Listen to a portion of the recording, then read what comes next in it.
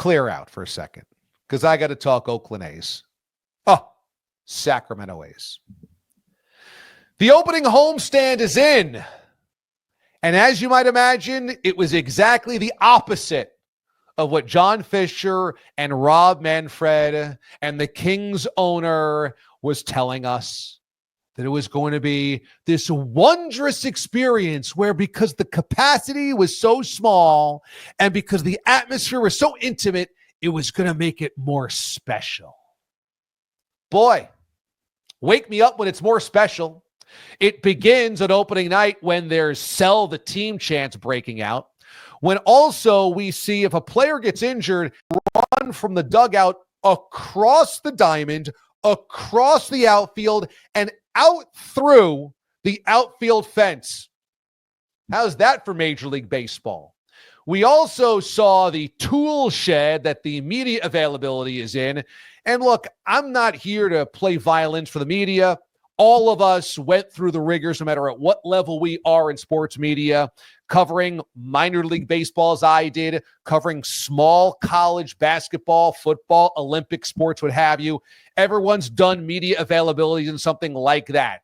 The problem is those are multi-million-dollar professional athletes at the Major League Baseball level. They shouldn't be subjected to doing interviews in a tool shed you can get at Lowe's. But therein lies the rub here. Everything that Manfred, everything that John Fisher's insisting is not happening. And take a number. How many of those have we had over the last couple of years? Here's the bit. I just don't understand this. Why John Fisher's getting this type of preferential treatment. Because you may have heard me mention this on my radio show. Rob Manfred did an interview on my channel, Mad Dog Sports Radio, on SiriusXM with Christopher Russo for opening day. And Rob Manfred said something that will always stay with me. And he was talking about expansion teams in his tenure. You don't want an expansion club to go into a temporary facility. You want them to go into the market with the stadium built, make the big splash, right, get that great season ticket base going, and take off. You got to have the ballpark ready. You got to have the red carpet rolled out. You got to be ready for the expansion city to embrace its new team. Everything's got to be ready. And yet here we are in the no man's land of Sacramento for the next 3+ years with nothing cemented and solidified in Las Vegas. And you tell me why that is. Let's just go through some of the hoops that we've jumped through to make sure the A's franchise is playing in Sacramento. A ton of excitement. They have Major League Baseball in Sacramento. They're going to play all-night games. I mean, we've essentially... Even on getaway days? Yeah, we've gotten some flexibility from the union. I think there's 1 or 2 dates where they play during the day over the course of the entire season.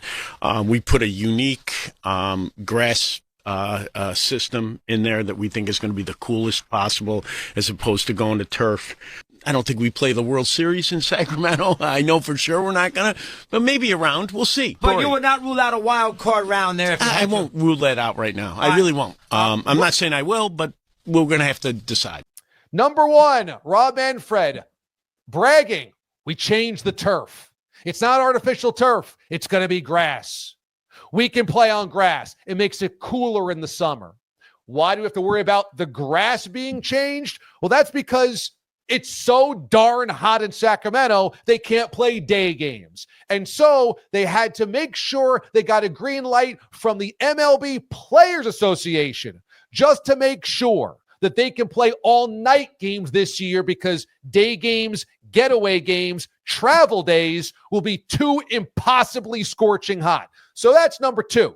Number 3, Rob Manfred can't commit to any playoff games. I don't think that's going to be a problem, but should the A's make the postseason, he couldn't even promise a wild card round in the ballpark because it's so amateur, and they're definitely not playing following rounds, specifically the World Series. He said there's no way that would happen. And so the A's got the benefit of, we'll make sure we make it grass, we'll make sure there's no day games, and we're not even playing playoff games there.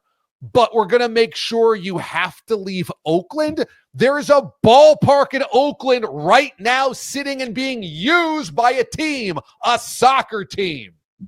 Next up, why the favor to John Fisher to do all of this? Because do you realize every other franchise in North American sports, when they leave their city, have to pay a relocation fee to the league? You want to move a football team, a baseball team, a basketball team, a hockey team, the Thrashers become the Jets, that's a relocation fee. And yet, there's no fee associated to John Fisher. Again, I'm asking, why are we doing so many favors for the worst owner in the league and the worst owner in sports?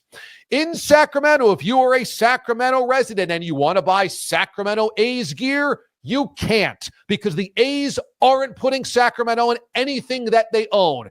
It doesn't say it on their jersey, doesn't say it on their hat. They won't even sell t-shirts with it. They're just the A's. If you go on to MLB.com, there's no Sacramento, there's no Vegas, there's no Oakland. It's just A's. So you've already given the middle finger to the fans that are supposed to show up. Very nice. And just note that there's Las Vegas tourism signs in the outfield of the ballpark. So if you're going there as a Sacramento resident, you are being reminded this isn't really your team anyway. Again, why are we doing these favors? Let me add this. You might remember that Rob Manfred, as well as John Fisher and the Kings owner, insisted this was going to be the hottest ticket in baseball. And A's fans saw this train coming, because when finally tickets were released on the open market in the offseason, A's fans looked it up and realized, what the heck is going on? These tickets are quadruple the price that they used to be. What are they doing here? And the insistence was the demand is going to be so high, you're not even going to be able to get in the ballpark. Well, guess what? It seats about 13,000. On Tuesday, I think that was the fourth game in Sacramento, 9,000 people announced. They're giving away tickets already for free. They haven't been there 2 weeks. 9,000 people. Well, correct me if I'm wrong, but wasn't that the attendance that they were so angry about in Oakland?